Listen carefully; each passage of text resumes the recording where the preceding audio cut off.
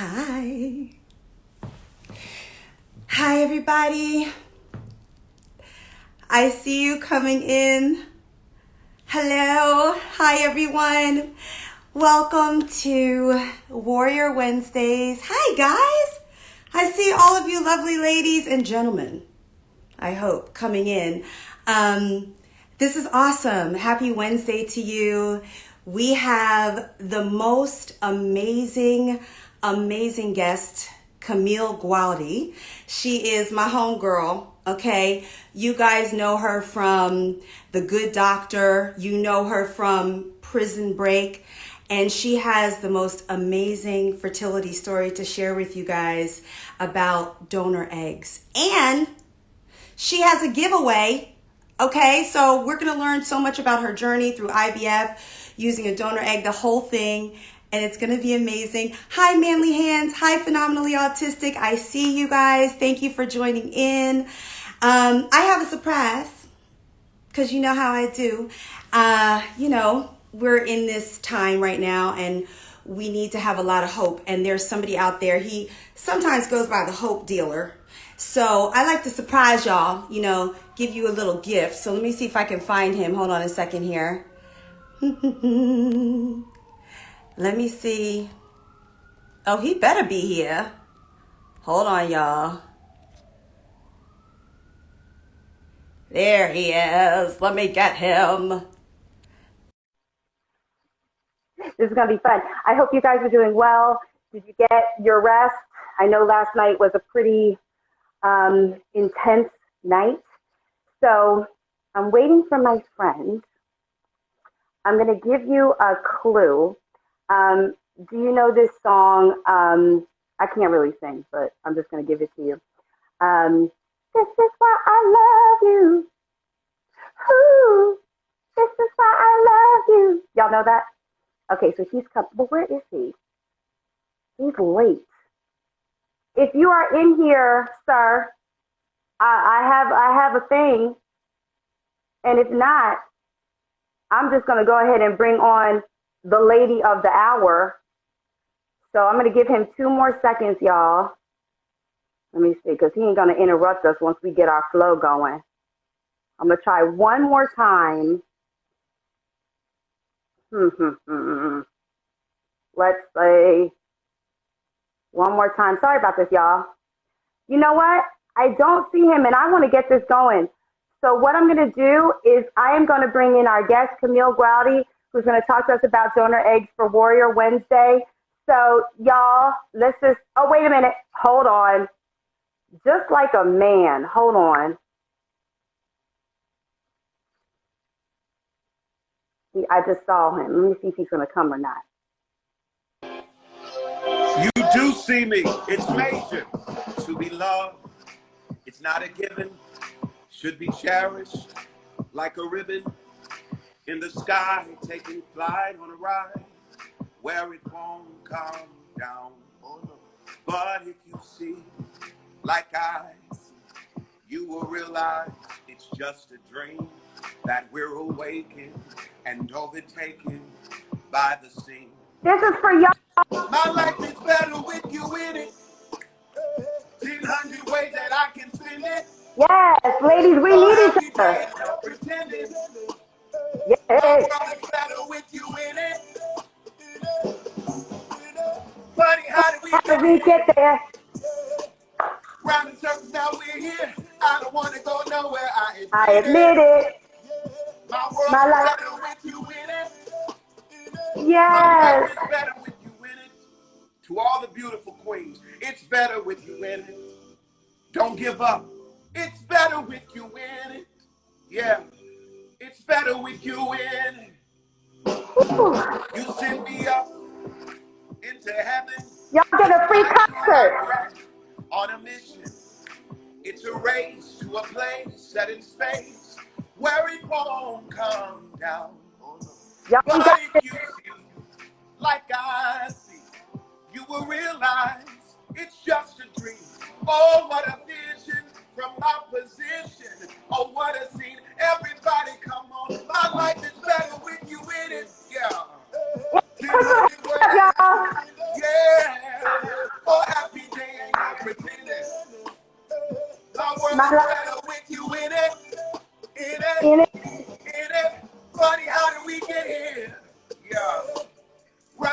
Now we're here. I don't want to go nowhere. I admit it. My world is better with you in it. My world is better with you in it. Yeah. What's happening, Kelly? Listen, what you did do though is you came onto the stage just like a true Grammy nominated artist does. Y'all, he is Grammy nominated, so put some hands up for him. NAACP nominated, and I just have to tell them, Major, because see, here's the thing. This is why I asked Major this morning to sing that song to y'all, because this whole Warrior Wednesday is about not suffering in silence and getting some information out to men and women about planning our futures and what it takes. And that song, My Life is Better with You in It, it really says something to me, because when we isolate ourselves, then we don't hear hope. Right. When we stay alone in a journey, then we don't hear testimony from Hope someone is echoed by the village. Say that again. Hope is always echoed by the village because it provides more perspective than what you're allowing yourself to see. The village, when it surrounds you, it can see from different vantages and show you, oh, you can get out of this. Ooh. Have you ever been rooted on by somebody that sees you climbing up a mountain, and while you're climbing, you're like, I don't know. But the person from another vantage can say, no, you got this. All you need to do is put your foot there or put your foot there. Hope is echoed by the village. Hope is echoed by the village. And you are part of my village. As are you. I know, but I'm going to let them know why, because, I brought on Nico, All Day Nico, Uncle Clifford from P Valley, as well as Mama Sue, all the people that have been there with me on my journey of fertility. And y'all, Major has as well. He's a very good friend of mine. And how he talks about hope. He gave me this key. Yeah. I cry every Wednesday. I'm sorry, y'all, but he gave me this key, and on it, it says hope. I don't know if y'all can see if my light is too bright. And it's a giving key. And so Major gave this to me so that I never give up hope. And when my baby comes, I'm to pass this on. And this key lays in my Bible, Hebrews 11:11, and Sarah bore a child past childbearing age, which I am, because she judged him faithful that promised her.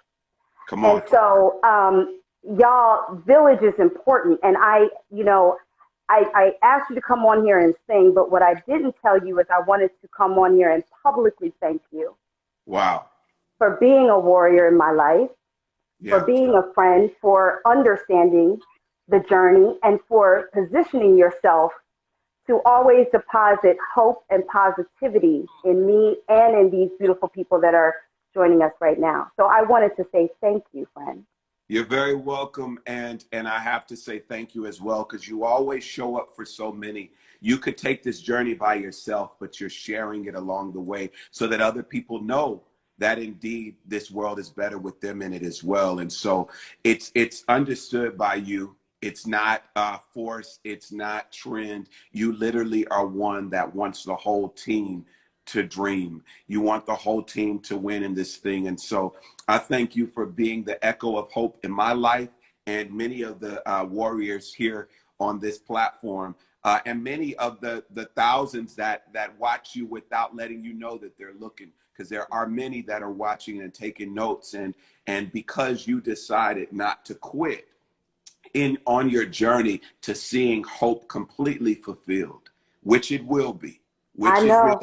And you're going to change the diaper or two when it happens. Your decision not to quit has inspired many to get right back up and get in it and realize that delay is not denial. Love you so much, my sister. I love you, brother. Thank you. And y'all just put up some hearts for him, because Major's a newlywed. He is a newlywed. He got married. We were supposed to be at the wedding, but in protection of our health, the COVID. Major sent a text, and we will be celebrating when we're all in a safer place. So give him some hearts and some love. And thank you, friend. I love you. You already brought tears to my eyes. Delay is not denial. Delay is not denial. Signed, Thank sealed, you. and delivered. Peace. I God love bless. you. Yeah. My baby. Oh, you guys see why I love him so much. So this is my hope key. I'll be giving it away one day. But I'm glad that I could give you guys a little surprise and that he got here. You know, Grammy winners, they show up when they show up. But isn't he amazing? Okay, so now I'm going to bring in our guest, Miss Camille Guaty, like I said, from Prison Break, from The Good Doctor. I met her doing a show called Sex, Lies, and Secrets. It was on the CW. We were fabulous. Probably like 5 people saw it, but we were fabulous. But she has a wonderful testimony to give you about her miracle baby boy from the use of a donor egg. And she went through a whole journey. So without further ado, you guys are going to get so much information. Let me get my girl. This is going to be so fun. Okay, and she has a giveaway, a fertility giveaway. So I have put it down for her to come. And there she is. Hi. You made me cry. I do every Wednesday. I find tears in my eyes. But welcome to Warrior Wednesday. Thank you Hi. for having me. Hi, This is so Warrior. exciting. It really is. You guys put up some eggs for Camille. I just want to thank you again for sharing your time and your journey with us, because I'll be honest, with the election and everything going on, I wasn't sure whether or not I was going to do one today, y'all. And I reached out to Camille last minute. And the reason I did that is because your story has so much hope in it. And I thought, I can't let the stress of our world take hope out of our day and putting it in other people. So thank you for saying yes. Of course, of course. Yes. And I'm just going to dive in. Can we just dive in so everybody can get... So Camille was in People magazine, so she publicly let everybody know her journey. But can I ask you, when did your fertility journey start? How old were you when you first started to try to have a baby, and how old were you when you gave birth? Okay, so I started at 36 because, when I say started, I mean, oh, hey, honey, you want to try the old-fashioned way and see what happens? And of course, the first time that we did it, I thought, I'm pregnant, and my boobs got big, my period was late, and it didn't happen, and so on and so forth. And then at 37 is when we went to a fertility doctor, and then I gave birth at 42. You gave birth at 42. So you started around 36. You gave birth at 42. And the reason I wanted to bring that up is because the amount of years that goes into a journey like this it can be so disheartening and so hard. So you stuck to it. So could you tell us, when you first went to the fertility specialist, what were you told, and what were the things that you needed to start doing to conceive? Great question. So, I mean, the first thing that I was told was, he literally, did a scan. He looked at me and he's like, well, your insides don't match your outsides. And that really resonated with me because, for so long, everyone was always like, oh, you look so young, you look so young, you look so young. And I did look young, and I had a youthful energy about me. I didn't feel like I was, ready yet to have babies for a very long time. And I feel like that kind of defined me for a while. And to hear a doctor say that, and I said, so what do you mean by that? And he said, well, he's like, you have, your ovarian reserve is that of a 50-year-old. Like, oh, okay. Okay. And how did that feel? Oh, because I think that it has to hit you in a certain way, and then we have to find the courage to change that dialogue in our head, because there is medical facts and information that we are given, but there is an emotional journey as to whether or not that fact is going to be your stopping point or your starting point. Right. And so how did that feel when you heard that? You know, it's interesting. This moment didn't sting as much as moments a couple of years later. This moment to me was like, oh, okay, good to know, but I don't believe you. Oh, come on, somebody. Kind of like, I don't believe you. And he's like, okay, well, you need to do this now. And I said, great. The protocol, he didn't really put me on a protocol, which is why I kind of left him. And I was like, I think I need to prep my body. He kind of was like, let's jump right into this. My mind, and I'm very much like this, I was like, I got to figure this out for myself. I know you're telling me this, but I got to figure this out on my own. So I was like, all right, cool. You're telling me I need to do this now. Let's do this now.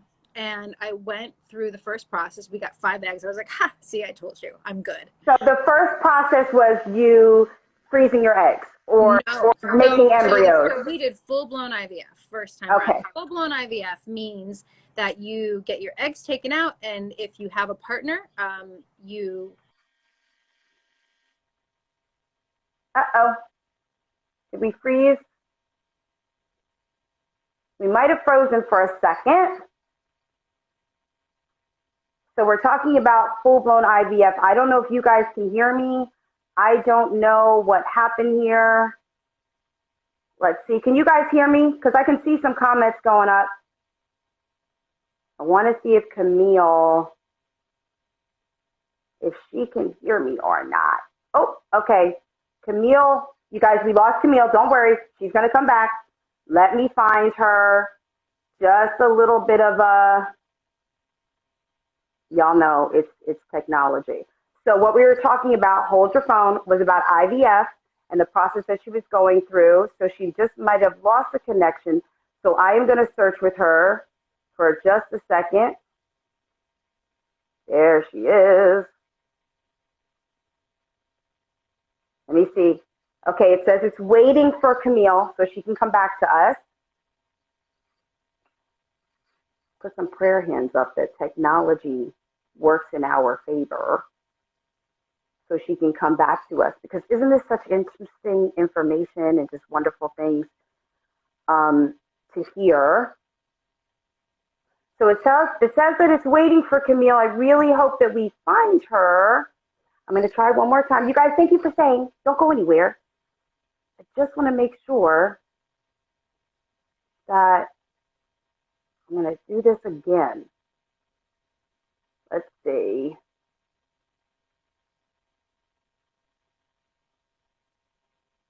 Okay. I'm going to request you, Camille, to see if you are here. You guys, thank you for staying with us. We had a little technical difficulties. Hey, Brelly, Evan, connection. Hey. Listen, what happened?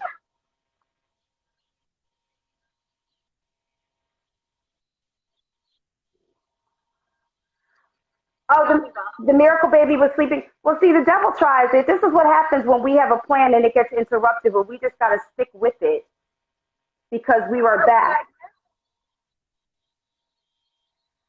You're frozen, but I can hear you. Can you guys hear Camille? Yeah. There you are. I see you now. I see you perfect now.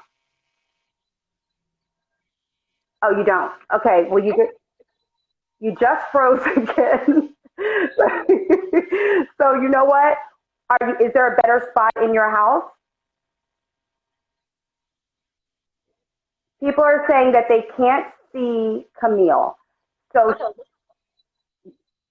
okay. Now I see you here. Can you guys see her? Give me a thumbs up or a thumbs down. Okay, she left. She's going to come back. We're going to get this together. This actually has a lot to do with fertility journeys, the ins and the outs, the things that don't work when they're supposed to work. But we just have to stick with it. And I'm glad that y'all stuck with me. Okay, there she is. Let's get her back. Let's get her back. She just requested her way in. Hi, Mama Sue. Hey! Hi! Okay. I see you and I hear you. Can you guys give us a thumbs up or a thumbs down just to make sure we have this connection? Because I don't want you to miss this information. So I just want to make sure. Hi, you guys. Thank you for staying with us. Somebody has a thumbs down. Hold on. No? You can't hear me or see me? Some people are saying, now I can see you. Welcome back. Okay. Yes, I can see her. Perfect. All right. Let's go from where we were. So, Wow. IVF, full-blown IVF, the first time you started that. Full-blown IVF, yes. That's when they fertilize the eggs and they make them into embryos. So that we ended up retrieving 5 eggs, and out of the 5 eggs, 2 made it to blastus, which is the very end, which is right before you're going to implant. You might hear my child. We love it. We love it. He's the joy. Right before you implant, you transfer the embryos. You have to they either go to day 3 or day 5, and and we had 2. What we did was we tested those 2, and they came back genetically abnormal.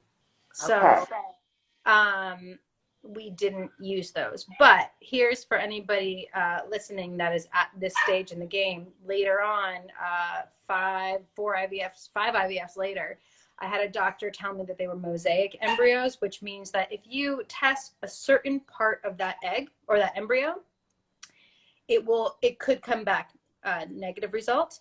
And if you test another portion of that embryo, it could come back as a positive result. Really?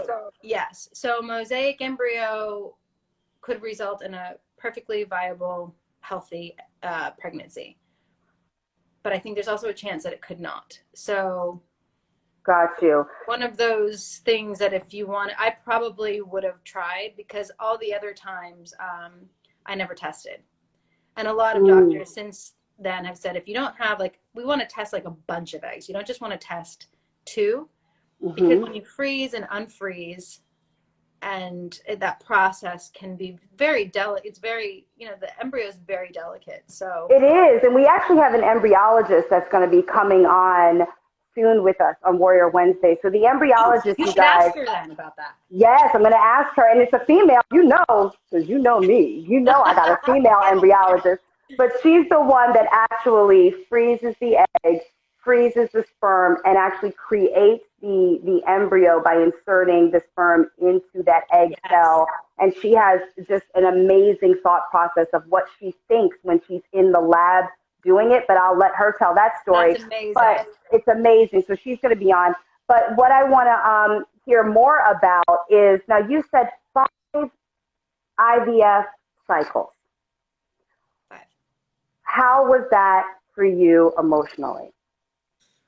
Oh, I mean, I was in the closet with it too, I let my manager know, but in this business, going through 5 IVF processes alone is a struggle with my, gaining weight and the financial aspect of it, because our insurance sucks when it comes to women's health. They do not cover IVF at all. Can you give everybody an understanding about the cost about what those numbers look like with IVF? In the U.S., a full round of IVF, including the medication, is about $20,000. You guys hear that? In the U.S., a full round, including medication, is about $20,000. And for me, when I froze my eggs, it was about $14,000, including medication. And the reason that I asked you to give those numbers is there's something that I think, let me just say this, that we don't normalize the non-traditional way of starting our family when we are medically challenged. And you know how we go to baby showers all the time? Oh, Bridal showers, wedding showers. You guys, if you are in a situation, throw yourself an egg shower. I'm just going to go ahead and say it. Throw yourself an IVF shower. Have no shame. I said this to a woman once, and she said, well, what would I do? And I said, throw a shower, register at paypal.com or venmo.com. And she's like, but who would do that? And I said, people that love you. Yeah. People that love you. because what we do is we haven't normalized it. Therefore, we hide in shame about it, and we don't celebrate the choice of it, because you had to choose with your husband 5 times to keep trying. And so, and what was that like for him, being in a partner relationship? What was that like for him? He, this process can really break a relationship or make them stronger. And we made the choice to tell a few people. We go, we're part of a church, and we told a few people in our church family, and it really helped, and it brought us together. I mean, we had people coming over, like prayer warriors, and like praying with us, and just, it's so, I can't explain this unless you've really been through it, but it's such an emotional roller coaster ride. And I'm used to the emotional roller coaster ride when it comes to, this audition process and getting a job and all that. But when it comes to your baby and your want and your desire, your life, it's unexplainable how affected and how it can really break you. But I'm resilient, and we all are resilient. And I feel like I didn't do this alone. I had my, I had my faith, I had my family, my friends, and without that, I think I couldn't have done it. So they allowed me the time to be upset and be angry. I mean, I know I'm going to speak from a faith perspective because you believe in God. And Amen. I had moments where I was so angry. I hated God. I was like, what are you doing to me? What did I do? What did I do to deserve this? And I'm so sorry. I'm like crying. No, this is what this is. This is what this is. What did I do? What did I do to deserve this? Why are my prayers not getting answered? Like, I believe in miracles. Why is my miracle not happening right now? Like, am I not praying hard? I had people tell me, you're putting your faith in the wrong thing. You're putting your faith in the doctors. You're not putting your faith in God. And I was like, how, like, hello?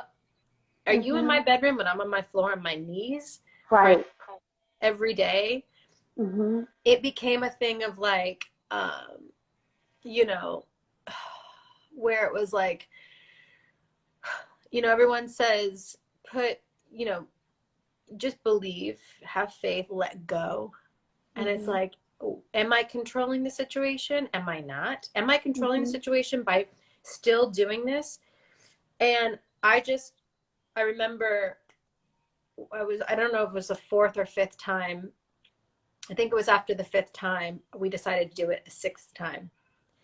And I remember hearing, in my prayer that I'm like, I need to know. I said, I need to know. I need a sign, because I'm going to keep on going until you really show me.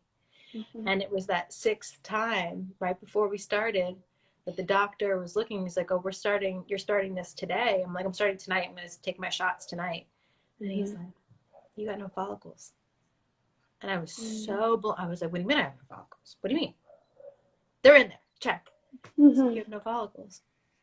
He's like, I would cancel it. It's not worth the money. And I was like, all right. And that.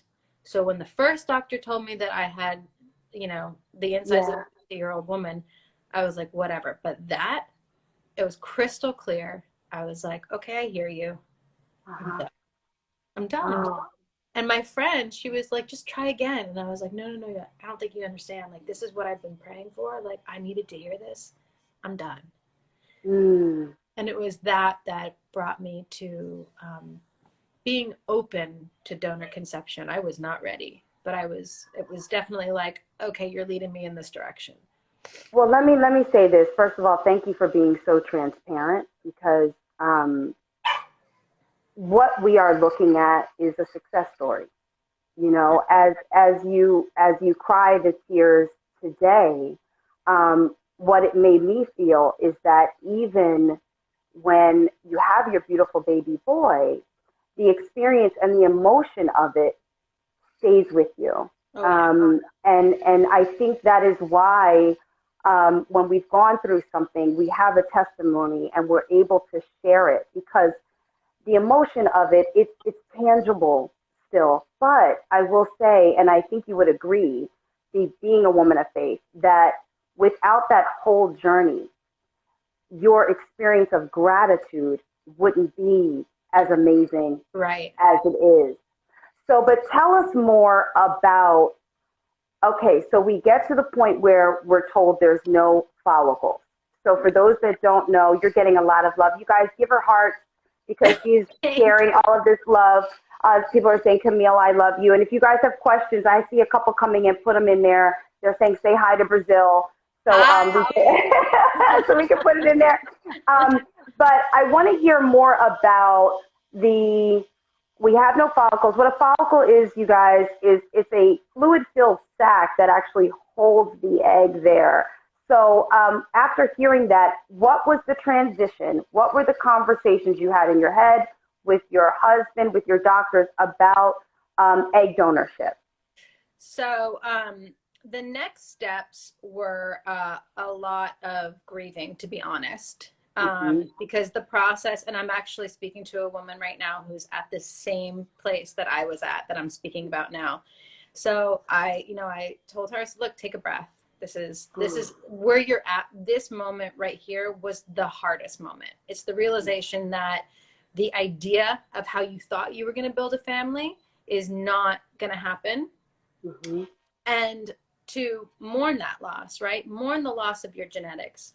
Once you can get out of that space, you start to then switch your lens to a different place. And the place of that is you start really looking at genetics. Like, well, how much do I really care about passing on my genes, like my looks? Mm-hmm. I'm going to die. I'm not going to know what the lineage looks like, right? Mm-hmm. Does that matter? Do genetics really care about, do genetics make me a mom? Right. Or are you passing on your spirit? Like, are you passing on your nose, your dimples, which are dope, by the way, or when we become parents, we're passing on spirit. We're passing on the energy, the flow into this world. So you had to have that. You had to ask yourself all those questions. What matters? What matters to me? Right? Yeah. It was definitely, an aha moment where I started to realize I want to be a mom. That's first and foremost. And so I started to really look at genetics in a different way and find that they're not important. I needed my husband, though, and I'm going to be really real for a second, because this part to me sounds, it's going to sound really selfish, but it was really real. And I was kind of angry that even though he was there for me and for us, I was really angry that he couldn't really experience what that was like to not have your own genetic child. So I kind of was a little bit tricky, I think, in saying, well, I don't want you to have your own genetic child either. Because if I can, then I don't want you to do it. So I want to be on a clean slate. So I think we should just adopt. And he goes, and his response was, well, first it was, we have to think about it from this perspective, if it's the woman and not the man, because there are a lot of men who are in this situation and not the woman. Right, because male factor, you guys, male infertility factor, I think is about 40% of heterosexual couples that try male infertility factor. So just know that men sometimes are walking around thinking that all their swimmers are cute. Right. And that they're doing their thing. And they're not and they really don't, they're not swimming sometimes, and they don't know until they try. But so you were having problems with that. So continue with that. Yeah. Yeah. And he responded, he said, look, he really wanted his own, he really wanted this. He wanted to see what his own genetics would look like and all of this stuff. And I lost my train of thought. I lost where I was going, but okay, let's just do it. I lost my train of thought. but you went through the process of wanting to adopt, because if you couldn't genetically pass on, then you had maybe, I don't know if it was resentment. I don't want to put words in your mouth, but just that feeling with the partnership that you get something that I don't get out of the deal. Yeah. Yeah. And how I feel about that. So the way that we're on an even playing field would be to adopt. So how did you go from adoption to let's do this and research and go through the process of egg donorship?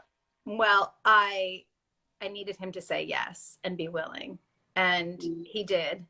And just a quick side note, through this process, guys, there's always a silver lining, but I started a nonprofit called Foster a Dream, which is an organization that helps foster youth in Los Angeles. So this process helped me seek out all of these beautiful children that are here in LA that just need a family. And we really talked about it, and he was on board. And when he was on board, I said, okay, let's do one more time with a donor. And if that doesn't work, then we will adopt through the foster system. Okay.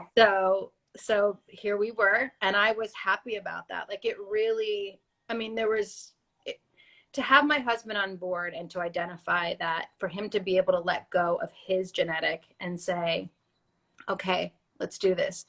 I was then able to be like, okay, cool.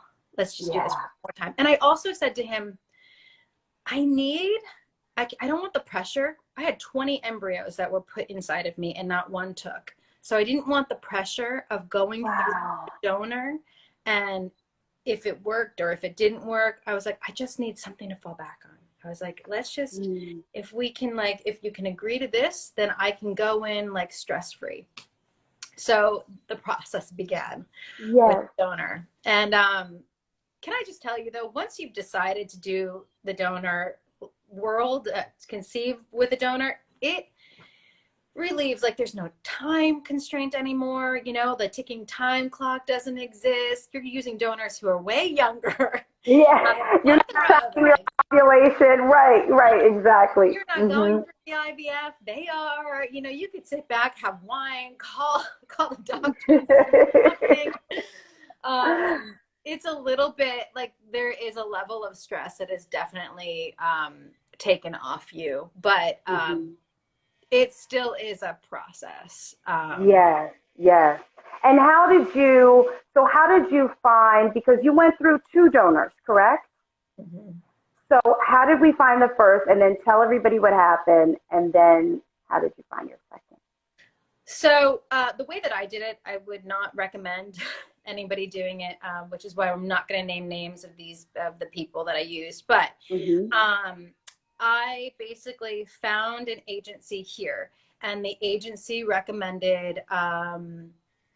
The agency here didn't have the donors that I was looking for. It is so hard to find a match, right? You are going through all these different it's like shopping and having your carts, filling your carts at all these different places, right? Filling my cart at Bloomingdale's, and I'm filling my cart at Macy's, and there's like, wait, where did I have that black shirt? Did I have that black shirt at Bloomingdale's, or was it Marshall? You know, right? Because when you're looking for a donor, there are certain things. Is blood type something that you? Everything, right? I mean, here's the thing with blood type, and I know I have Tulip and Donor Concierge on here right now. So if you guys, hi guys, if you guys want to give a little rebuttal as to what I'm saying, so tell everybody who Tulip and Donor Concierge is, just so that they know who's on with us as well. So Donor Concierge is a service that will help you find your donor, and the same with Tulip. One is more expensive than the other. Donor Concierge is actually like what it says. It's a concierge service with the most amazing women. And Tulip, I am the brand ambassador to, and Tulip is the baby of Donor Concierge in a sense, where they really wanted to bring the service of Donor Concierge to the masses, and the affordability. They wanted to make it more affordable. So it is a platform that has over 20,000 donors in one place, and and when I say it's a trusted platform, like the person who I went to the agency is not on here, and they know her. They know her very well, and so they've been in the business for so many years. They vet the agencies that are a part of Tulip. So you can be rest assured that it's a very trustworthy, you're getting the highest quality donors. And yeah, it's a platform that I wish I would have had. Here's the thing. I went through my process. I have my beautiful boy, so I don't regret it. But, but if I had Tulip, it would have been, I mean, I wouldn't have gone through half of the heartache that I went through. I mean, I went through a lot.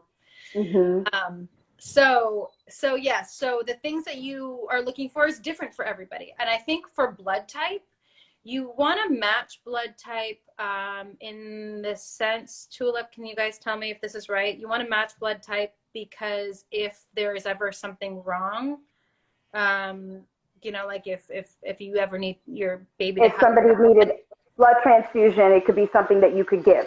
Yes, exactly. Right, along the lines of that. So, but they help you. So just to give a scope of it, there's some medical things when you're finding a donor. They also have some of the brown hair, brown eye things when you're finding a donor.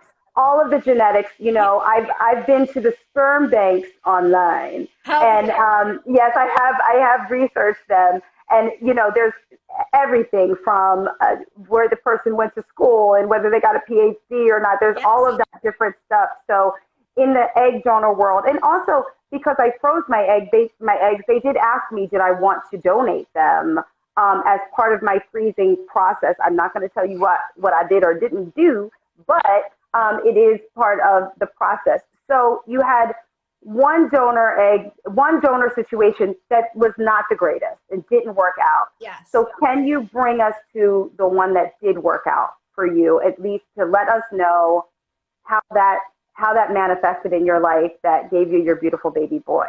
Well, it's so interesting, but the girl who we ended up going with was one of my choices. She was like number 2 on the list. And I was kind of going back and forth because it's so hard to make this decision. I mean, you know, it's hard enough to pick out what I'm going to wear to go out, you know, let alone the donor. How do you get to that final decision? And I mean, it's a lot of questions, and you start asking the stupidest questions. And I think it was like her hairline or something that I was like, I think the other girl, because maybe her hairline's a little like weird. It's weird. It's like, you imagine like when people are choosing us for a job, the things that they must say. Yes. So the first girl didn't work out. She ovulated all 17 of her eggs because she didn't take, as you know, with IVF, the trigger shot is the final shot. The trigger shot is the most important shot. So if she didn't take that shot properly, then all of those eggs, gone. They're not viable. They're gone. So that's what happened in the first donor situation, you guys, is that the donor didn't take the shot properly. So then we go on to the second donor. So then we were like, you know what? I'm like, it was so funny. The moment that happened, I mean, not the moment, because there was a lot of moments, but one of the eye-opening moments was actually, it made me realize she wasn't the right one. Yeah. And I really felt it. I was like, oh my gosh, things happen for a reason. And this happened because she was not the right one. Not the right one. No, yeah. I knew it when that moment happened. I knew it. And I was like, this is the girl. This is the girl. And let's go for her. And you know, it's so funny. It's like, she has a child already, a beautiful little boy. And that's the thing too. When donors have kids, they are kind of more, they make more eggs in a sense, or they, you know, that's what they say, their AMH levels are better. But I don't know what happened, but she only gave us one embryo. One embryo. I want y'all to hear that. And Brelly Evans is on here, a wonderful actress that you might know. She said rejection is God's protection, which is true, that the other one didn't. So the donor that you wound up using had one embryo. We made one embryo from y'all hear the miracle in what Camille is saying? One embryo. Okay. One embryo. And I remember the doctor being like, wow, because he went through it with the last girl too. He's like, no one has ever spent this much money on one embryo. One This embryo. is the golden egg. Because I was like, I was so nervous. I mean, I just told you I had transferred 20 of my own eggs and nothing worked. So now we're working with one embryo. And we put the embryo in, and I felt nothing. I was like, I'm not pregnant. I feel nothing. And I took a test. I went in, took the blood test. The doctor was like, okay. I mean, it's very, very early. And I was like, what? He's like, but you're pregnant. I was like, I just started crying on the phone. I was like, are you serious? I'm like, Ida, can you just say that again? Just say it again. And she's like, you're pregnant. And I was like, I can't even tell you how long I've been waiting for someone to tell me that. Every time I pick up the phone for them to tell me what this, I've picked up the phone, 5, 6, 7 times, because I also did other things, the IUIs and all this time to see if I was pregnant. And so it shocked me because it was the doctor on the phone. When the doctor calls you, it's bad news. But he called me and he was like, I just wanted you to know you're pregnant. I was like, Which was the most amazing call that you ever got. And how many days after the transfer did that call come? Was it about 10 days? 10. I mean, 10 days, you guys. Mm-hmm. It's 10 days. It was like the longest 10 days of my life. But like, and now, what is your beautiful miracle baby's name? Morrison. He's so cheeky. And I used to say, I was like, this kid better not be an asshole, because we've spent a lot of money getting him here. Oh my God. Let me tell you though, he is he can be a pain in the butt, but he is such a joy. He is such a happy, funny little boy that I'm just like, we definitely were blessed. I mean, people would always say, oh, the first couple months are so hard. And I was like, they're like, you're going to be so tired. I'm like, I don't know. He's letting me sleep. I'm sleeping. He's sleeping. Yeah. He was kind of a freak. Oh, and that's him. We hear him in the background doing his thing, right? I love it. Well, I'm going to just look to see if we have any questions for you. And then also, you have a giveaway. Brelly says he is you and your husband, which is so awesome. And he is. So let's look to see if we have, because I have. It's funny, Camille. You know what? This is what I love, you guys. But they're asking you acting questions. I'm just gonna put one up. Okay, is Camille participating in the 6th season of Prison Break? No, I'm not.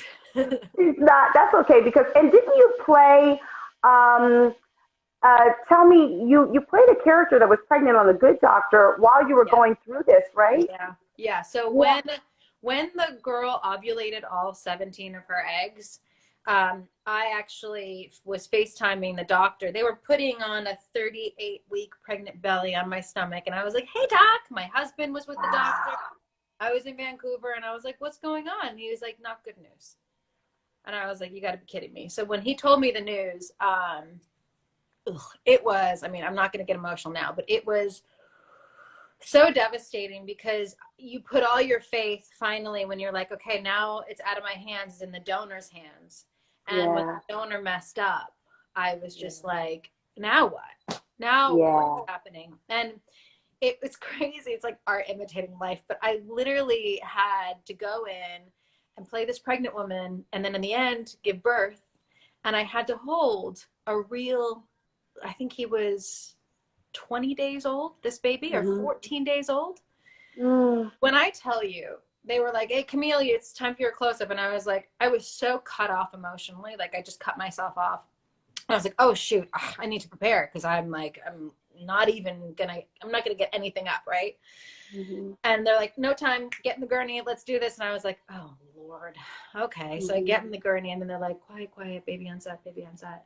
The baby didn't even take 2 steps onto the stage. When I saw that child, torrential downpour of tears. My heart was just so broken. I Mm-hmm. was like, I let go of like 6 years of just trying and trying and trying and trying. And I was like, okay, like what? And here I am holding this baby. Yeah, yeah. And this is what I want so badly, and it's not working. But here's the other part of that, and I totally understand that, but I'm going to offer this to you and offer it to all the women here that need to hear it. Something that my sister Niecy Nash said to me: God always gives you a preview. He always gives you a preview. Wow. And in that moment, what you saw was lack. But what God saw was a preview, because the baby, as you mentioned, was a boy. Right. And you have a boy. Right. And so what we have to always remember is it's about the way we see something. Are we seeing it through our lens of pain, of frustration, of the years that you put in? Because God doesn't work in time. That, you know, that 6 years is what you felt. Right. But what God has is infinite time. Right. So when we're in situations that way, what I always try to do is pause and make sure I am looking at it through the lens of spirit. Oh, that's so because good. if you're going through this situation and you know that that the ovulation didn't work, but a baby is being put in your arms that you have to hold. You are at work. Oh. You don't have an option.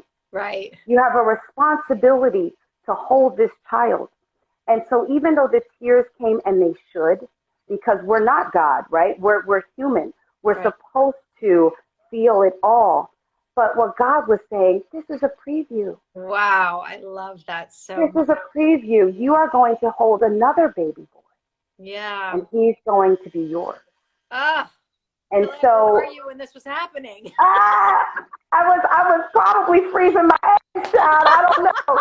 But what I will say is, you guys, this is what we can do from this day forward, is we can always pause and make sure we're looking at the situation through the right lens. God, is this you showing me this is never going to happen? Or if you're making it that I have to hold this baby, are you telling me I've given you the grace and the strength to hold on? And this is a preview of what's to come.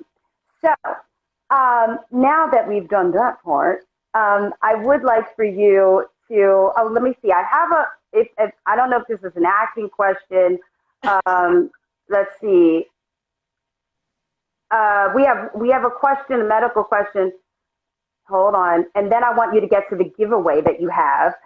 She has a giveaway for you guys, but how is your relationship with your donor? Because I have a friend that is a donor, and I couldn't see all of that, was just invited to one of her something. But do you have a relationship with your donor? No, I do not have a relationship with my donor. And look, it's very subjective. You can have one. You don't have to have one. For me, we decided not to do that, but we are going to tell our son. We read books to him. I'm in the process of making a storybook for him. It's something that we want. It's the narrative that we want to tell. We want him to know that this is how we built our family. Yeah. We don't want any shame in it. I'm speaking out now because I want to normalize this for him when he's older. You know, he's one of, I'm sure, several children at school that are like donor conceived, but people just don't really talk about it. They don't. You know, they don't. And that's okay. It doesn't have to be for everybody, but for me, I want him to feel like he's not like different, you know, like this is normal. The way that we conceived you was beautiful. We wanted you that much. Yeah.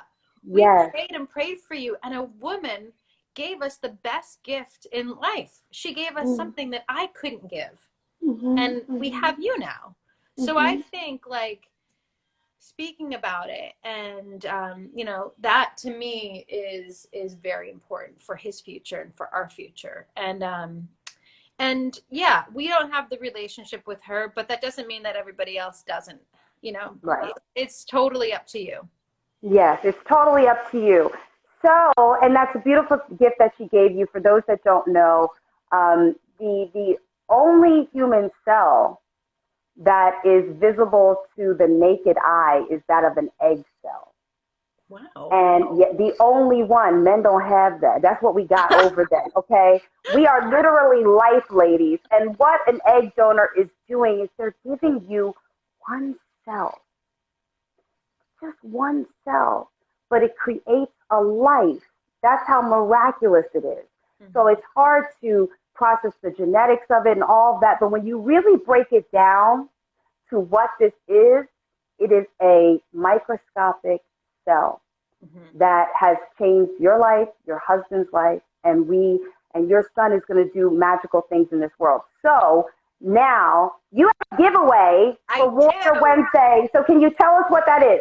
So I have a giveaway, and of course this isn't going to be for everybody, but for those of you who are here who are considering donor conception, I know that this is kind of a little bit of, a lot of people haven't come out of the closet with this, and that's fine. But since I'm brand ambassador to Tulip, I'm offering 2 free subscriptions, 1-month subscriptions to Tulip, which will allow you to go online, check out all the donors, which is the fun part, guys. This is the fun part. So whoever is out there that is considering this process, DM me. You don't have to say anything on here, but DM me and say that you're interested. Tell me a little bit about yourself and your story. And the first 2 people to DM me about this, I will offer the free subscription. And wow. It's worth $100 each. So first, thank you for that. Thank you to Tulip for doing that. We see you, Tulip Fertility. That is amazing that you decided to give away 2 1-month subscriptions on Warrior Wednesday. Tulip Fertility is commenting there. They say, so excited for this giveaway. And I feel very, very honored that you did that on this live. So thank you so much. You guys, I want you to put up a bunch of eggs for Camille, because we're going to let you go back to being a mommy, because that is what you are. But I just wanted to say thank you, because what you've done by expressing all of this is taken away the taboo of egg donorship. You've allowed this you've humanized it. You've destigmatized it. You've allowed us to understand what it means medically, emotionally. You shared a lot of your journey with us. And I just personally want to say thank you, because like I said earlier about throwing an egg shower, an IVF shower, we have to take the shame out of finding our way to motherhood. We have to take the shame out of whether I'm single or not, or whether I'm medically challenged. This is our future, is still our future. We still matter. Right. So thank you for bringing this to light. Do you see all these eggs that are here? No, thank you. There for you. Thank you, guys. So thank you, Camille. Thank you, and thank you to Tulip. Thank you so much. I love you. You're so brave, my warrior. I love you. Okay. Bye, I'll guys. talk to you soon. Thank you. Bye, Camille. I love you. Thank you. Oh, my gosh. You guys, that was so amazing on Warrior Wednesday. Thank you guys for coming in. And I don't know if there's anybody that I have 5 minutes. So if somebody wants to come in that has a story or something that they want to share, I'm going to look and see. But I'm going to hope that it's somebody that I may recognize. If not, it's okay. But did you guys get a lot of information there? Can you give me some high fives or something if you did get some information there? Let me see here. I don't know if any woman, see, there'd be boys, and y'all will have your day, but not today. If any woman wants to come on, you can share. If not, don't worry, we will do it another day. But like I said, we will be having an embryologist on who is going to talk about how they actually freeze eggs and make embryos. That's going to be amazing. And Dr. Duke is also going to be back answering questions. So we're going to do this every Wednesday. We're going to be doing this every single Wednesday. So let me see. I think we're going to be good. We've been on here for a while. and I think we're going to be good. So thank you. I am going to log off. Yes, this live is going to be recorded. I'm going to put it on my feed. You guys are amazing, phenomenally artistic. I see you, my love. Stay hopeful, happy, and I see you next Wednesday. All right, love you guys. Bye. Thanks, Camille.